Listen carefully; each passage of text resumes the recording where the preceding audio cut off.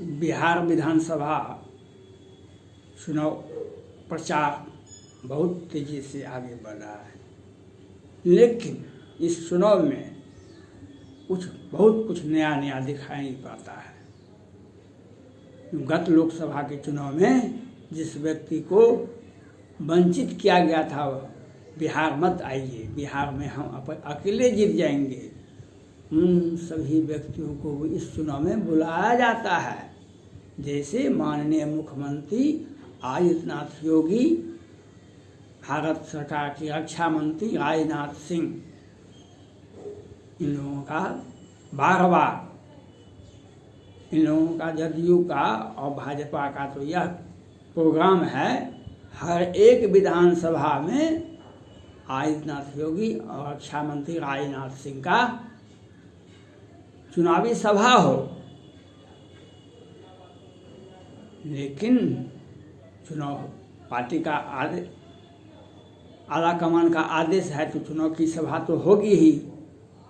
माननीय मुख्यमंत्री आदित्यनाथ योगी जी और माननीय रक्षा मंत्री राजनाथ सिंह बिहार दौरे पर आए भी हैं, फिर आ रहे हैं, और प्रत्येक चरण में वे लोग आएंगे भी।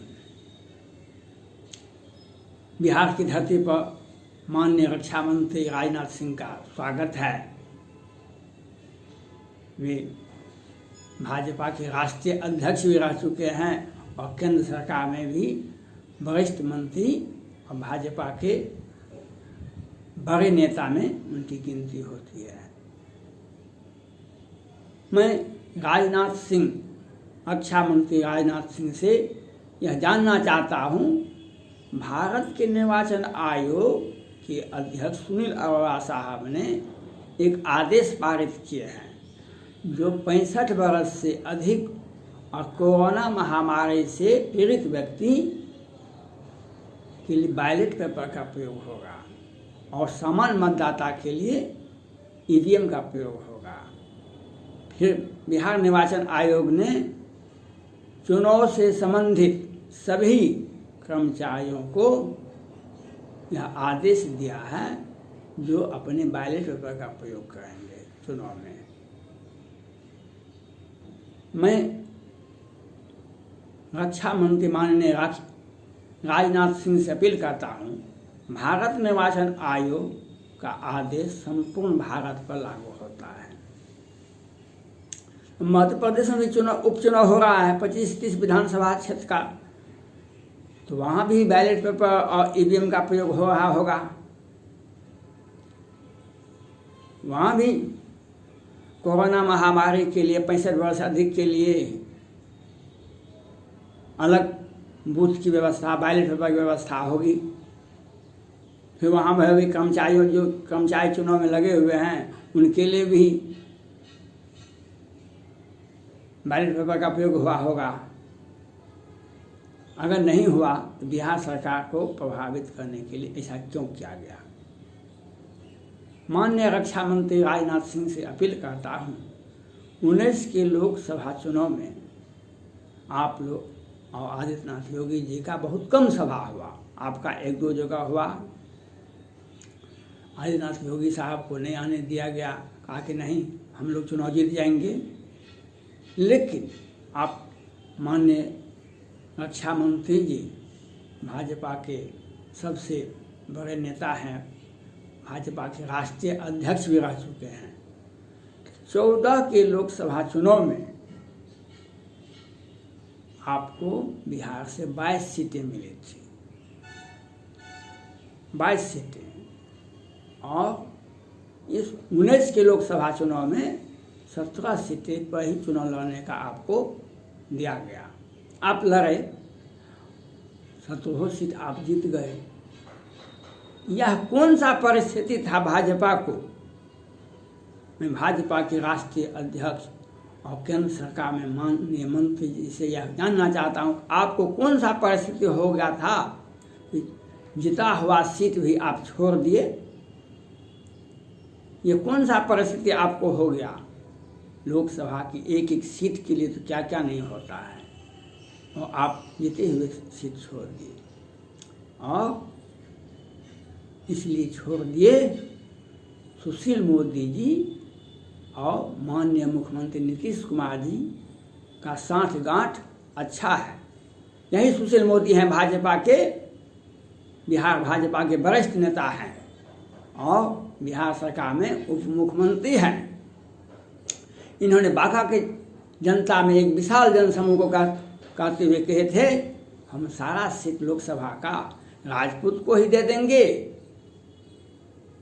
और इनके चलते पूर्व सांसद आनंद मोहन, उदय सिंह पप्पू, पुतुल सिंह सभी पार्टी छोड़ दिए। आज लोकसभा का चुनाव नहीं हुआ, आज बिहार विधानसभा का चुनाव हुआ है। ये लोग कल लोकसभा के चुनाव में आप लोगों को आने के लिए नहीं दिए, बहुत कम आने के लिए दिए, 1-2 सभा आप लोगों का हुआ। लेकिन आज विधानसभा का चुनाव में आप लोगों को बार बार बुलाया जाता है, आदित्यनाथ योगी जी का, और आपको भी बुलाया जाता है बार बार। ऐसा क्या परिस्थिति हुआ जबकि बिहार की जनता ने भाजपा के राष्ट्रीय अध्यक्ष और भारत केंद्र सरकार के से अपील किया था जो भाजपा को अलग से चुनाव लड़ना चाहिए बिहार विधानसभा का। लेकिन सुशील मोदी जी, नीतीश कुमार जी और अमित शाह जी और बिहार प्रदेश भाजपा के अध्यक्ष संजय जायसवाल जी ने अपना एक योजना बनाए और भाजपा और जदयू आधी आधी सीट पर खड़ा हुआ। तो भाई ये लोग बड़े आदमी हैं, नीति निर्माता हैं, तो काहे के लिए केंद्र सरकार को इसमें बुलाया जाता है, केंद्र सरकार के मंत्री को बुलाया जाता है, कभी कानून मंत्री को, कभी रक्षा मंत्री को, कभी गृह मंत्री को विधानसभा चुनाव में काहे बुलाया जाता है, काहे यूपी के मुख्यमंत्री को बुलाया जाता है बिहार के चुनाव में। इसलिए बिहार में राजपूत के साथ जदयू वाले, सुशील मोदी भाजपा वाले एक साठगांठ करके राजपूत का लोकसभा में 5-7 सीट काट दिए, कम कर दिए। सुशांत सिंह राजपूत केस में भी गृह मंत्री माननीय अमित शाह जी ने एनसीबी का प्रमुख अस्थाना साहब का स्थानांतरण कर दिए। उससे भी सीबीआई वाले को अभी तक ठोस नतीजा नहीं मिल रहा है, वो नहीं दिखाई पड़ता है, जबकि एनसीबी वाले 10 दिन में ही मोबाइल चैट से सारे चीज़ को निकाल लिए, लेकिन सीबीआई वाले को नहीं दिखाई पड़ता है। एम्स वाले डॉक्टर सुधीर कुमार गुप्ता जी अपना रिपोर्ट अलग से दे देते हैं, यह आत्महत्या है, जहर भी नहीं दिया गया है। बिहार की जनता गुस्से में है और बिहार में भी अनेकों घोटाले हुए, जिसमें सृजन घोटाला में सुशील मोदी, रेखा मोदी तक का भी नाम आता है। बालिका गृह कांड में जो जिस विभाग के मंत्री हैं के पास में था, वह विभाग माननीय मुख्यमंत्री नीतीश कुमार के अंदर था और वही आवंटन भेजते थे। बिहार की जनता भाजपा और जदयू की सरकार से पिंड छोड़ाना चाहती है और बिहार की जनता आक्रोश चाहती है। इसलिए आक्रोश से बचने के लिए केंद्र सरकार के माननीय मंत्री लोगों को बुलाया जाता है, आदित्यनाथ योगी को बुलाया जाता है, अमित शाह जी को बुलाया जाता है, राजनाथ सिंह को बुलाया जाता है, जिससे जनता में ऊंची आवाज़ में ये लोग बात करें, उनका जो बिहार जनता का जो मुद्दा है वह छुप जाए। और ये सुशील मोदी जी और नीतीश कुमार जी इन किन प्रकारे चाहते हैं सत्ता पुनः हमारे पास में आ जाए। जब लोकसभा 19 में आप राजनाथ सिंह और आदित्यनाथ जी को नहीं बुलाया गया, तो आज क्यों बुलाया जाता है? काहे? सुशील मोदी जी का महत्व घट गया, माननीय मुख्यमंत्री नीतीश कुमार जी का महत्व घट गया, आज बुला रहे हैं। लोकसभा का चुनाव, इतना बड़ा चुनाव जीत सकते हैं बिहार में आप लोग, तो काहे आप इन लोगों को बुलाए?